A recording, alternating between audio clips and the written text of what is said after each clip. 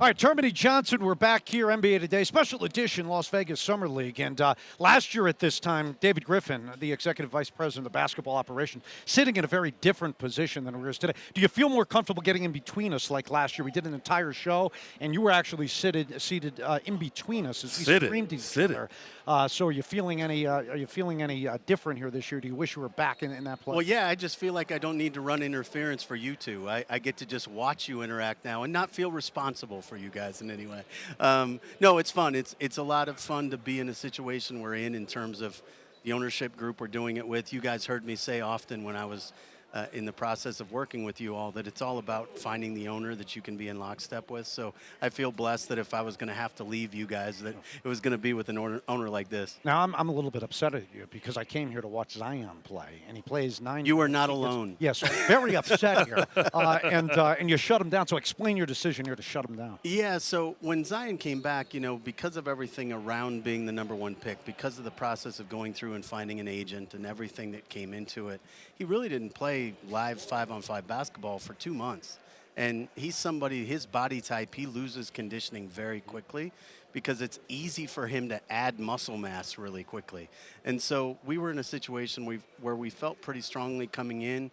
We wanted to use this to start to get him in shape. If he does transition to be with USA Basketball, we wanted to feel like we were ramping him up for that, because to go from 0 where he was to more than 100 like USAB would have been, we felt like we wanted to bridge that gap somewhat. So we were going to play him a little bit in game 1, maybe play him in game 3, but just ramp him up. And what happened was there were several different collisions in that game, in that half, where at one point he banged knees, and then following that, there was a play where I think it was Mitchell Robinson jumped on his back as he was going up, and it just created a situation where his leg buckled a little bit.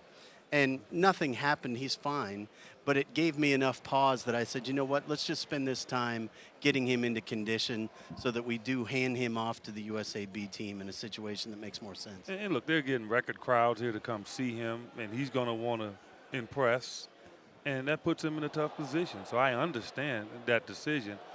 How did he feel about it? He wasn't super excited. He wants to play, and I think the one thing for him, learning how to transition from you're in college and you're sort of anointed to all of these guys are here to earn a job and they're gunning for your head. I think it was sort of a rude awakening for him, because Mitchell Robinson had a point to prove that day. And he attacked Zion in that way. Now, physically, he could have fouled out in the first 6 minutes, but he attacked Zion. And I think Zion now is very keenly aware of the fact that this is not going to be a coronation. And he's such a natural competitor. He wants to win anyway. But he understands the condition that he needs to be in to perform at this level. So. Yeah, this is probably the most hyped guy we've had come into the NBA, at least since LeBron, maybe even more so. How do you protect him against that? Yeah, and one is just make sure that he's in peak condition physically. Aaron Nelson and his staff will certainly do a great job of that once we have him in-house and under wraps long enough to control that process. I think we'll be fine there. Nutrition and diet's going to be something for him that's really critical, as it is for all young players. Nikhil and Jackson are going to have that same struggle. So getting them in-house for that part's going to be significant. And once they're in a space where you know physically what they're capable of, then the thing that you do is you have to protect them in terms of how you measure out their minutes. It's not, again, you can't ever make anybody feel like they're being anointed with something. They have to earn something every day in training camp and in practices. And we've got the kind of veterans that are going to set the right tone for them as professionals, and I think they'll get to see that modeled in a proper way. And Eddie, you know what it's like when you come into the league as a young guy. If you've got the right people showing you the right things and you're a good high character person, you tend to take to it like a fish to water, and we think these guys will do the same. Without a doubt, and that high character has to come about in regards to understanding what they're going to face with Alvin Gentry's offense. Now, I remember when Alvin Gentry took over the Pelicans a few years ago, guys started to have lower leg injuries, and it was really not because they ran into somebody. It's because they weren't used to running like they had to. Is that part of the process, too, is just to alert these young guys that you might have thought you ran in college, but no, not like you're going to run now. Yeah, and I think, again, everybody on our Summer League team had that same rude awakening that was, oh, wow, you mean every possession. And you've seen it in Phoenix over the years when we were the 7 seconds or less team, which now would be a very slow team. But at the time, our belief was, and it still is, that if you play faster, it actually takes less of a toll on your body because there's less stop and start in traffic where you have the potential to take shots. And we saw the impact of that. Frank Jackson has a pretty decent quad contusion. He took a knee the other night against New York, and he had 30 3/4 in the game. And that happened in traffic in the half court.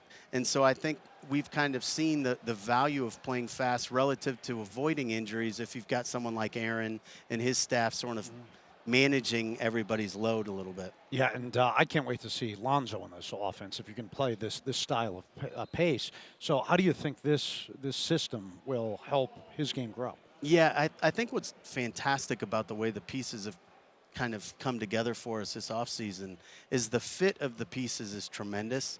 We have an awful lot of playmaking. Lonzo, Brandon Ingram, Zion can all make plays off the dribble. Jrue Holiday can make plays off the dribble.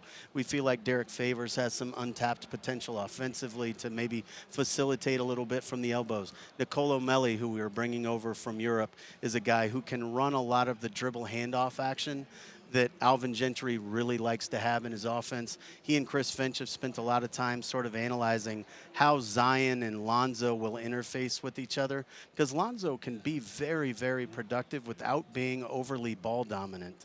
So the thing we're most excited about with that group is they all natively share the ball.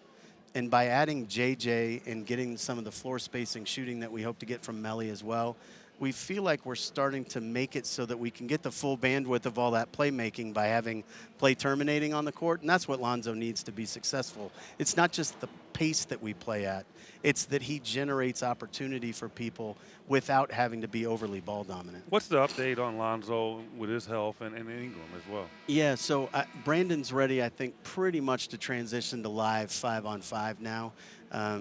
He's maybe 3 or 4 days away from that, but he's ready to take that next step. Lonzo may be 2 weeks away from making that step to being really live in his action, but he's doing very, very well physically, and I know those guys are all really excited about the opportunity with us.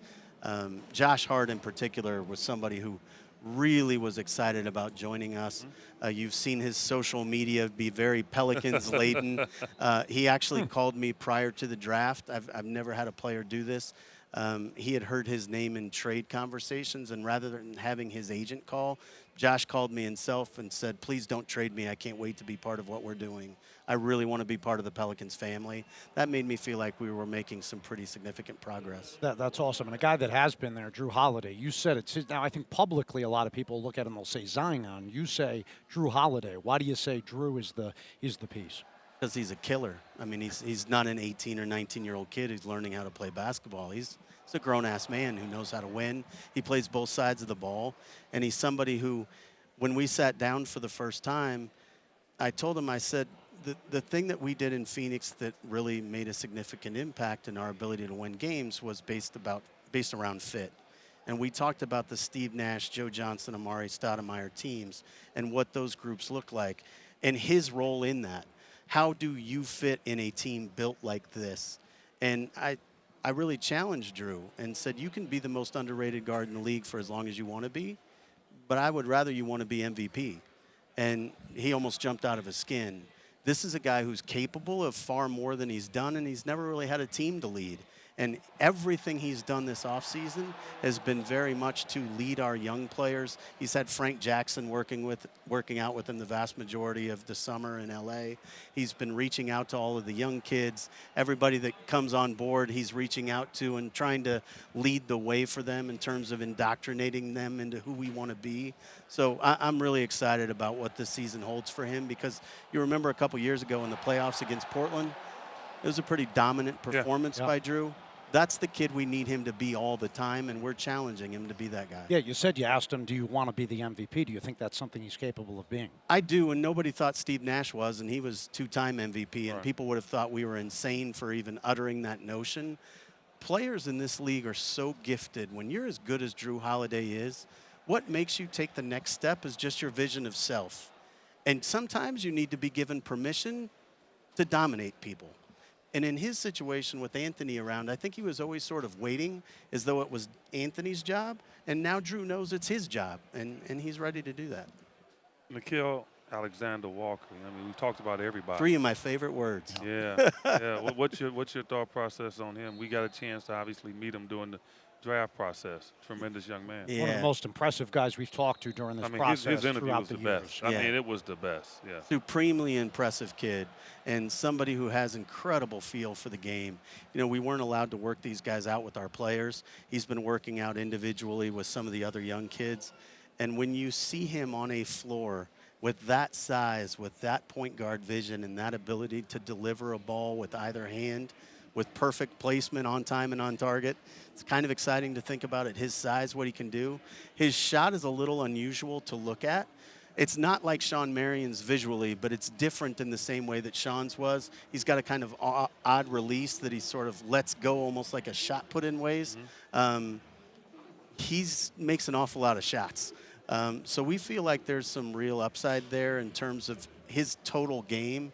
But when you've got that much size, you're that driven to win and that fixated on team, it's hard to imagine you won't be successful. Yeah, speaking of size, the hand size of Jackson Hayes, I think they might be bigger than That's Kawhi. ridiculous. Like, those are ridiculous. So. Yeah.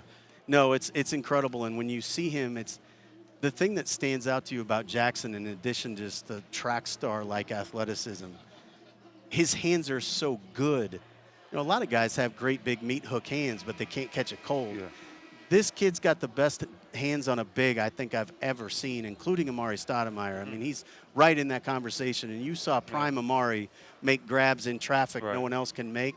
This kid makes them one-handed. And one of the things that was really, really cool was going through the process, going through the draft process and watching tape. We watched Jackson in football videos and his work as a receiver. And he made some grabs that make Odell Beckham Jr. look like a chump. I mean, it was incredible, the hands this guy could have. And so we're optimistic that he's going to grow and evolve in the right ways, but he's so far away from a strength standpoint right now and from a stability and core standpoint that it's going to take some time, but we're very optimistic. Yeah, I wasn't happy because they made me work Sunday because they had the free agency show here on SiriusXM NBA Radio, and one of the first things that broke was J.J. Redick is headed down to the Pelicans. How did you convince a guy to leave that situation in Philadelphia where they have a bright future and come down with you guys? Yeah, you know, what was fascinating is as free agency started to unfold, it became pretty clear that JJ was really interested in our situation. And Trajan Langdon has had a very long-standing relationship with JJ, and JJ reached out to Trajan directly as well in talking to his agent throughout the process. His agent is the same representation as Lonzo Ball, so there were some natural synergies there. But JJ was really excited about what we were building, and I think saw himself as an ideal mentor for the young guys we had. And I think also really identified that in his presence, we might actually be able to overachieve what a great many people think we can do as a team. So there were a lot of factors for us that spoke to him. The factors about him that speak to us are obvious, and his leadership is probably the most important. His ability to be the kind of shooter that not only demands that you guard him, but that you can create offense out of because of his movement was something that Alvin Gentry just couldn't wait to be part of. So it was a really natural fit. We're grateful it came together. But the challenge for Alvin right now is just to do it with all his talent now. You didn't put right in front of him. I mean, you got some speedsters. You got some guys that can play inside. I know you're not done, but the bottom line is, I mean, you really have to be happy with how all this has just transitioned in such a short amount of time since you took over. Yeah, you know, I think the thing I'm the most excited about, and I mentioned it relative to Josh Hart and how excited he is about what we're building and being part of that. We've sort of flipped the narrative a little bit, and we've done it fairly quickly in terms of people recognizing this is the kind of team that you're going to want to play for. I love that for Alvin, because Alvin was in a situation where he had to do an awful lot last year that he shouldn't have had to do alone. And now he's in a situation where he's going to be able to just focus on honing our system to the talent that we do have. He's really, really excited about it. And our talent fits what he likes to do so well. It reminds me a lot of our team in 2010 that went to the conference finals in Phoenix. People thought that team wasn't supposed to be very good, but it came together and gelled. So we're not going to limit what our expectations are. If we can be very good, we intend to be. You going to Carmine's with us tonight? I'll tell you what, if you're paying, I'll go almost anywhere. Okay, we're good. You're still on the payroll. Yeah, and Gelsiler's going to order the food again. So Oh, the consigliere will be in attendance. God. Yeah. Yeah. Remember That's that big big doing. mount to the That means you will have literally every appetizer on the menu exactly, on the table. Exactly. You're getting a little of everything. We're going to get away 10 more pounds. And I tell you what, you can bring your buddy. Griff, really appreciate it. Thanks for stopping by. Thanks, guys.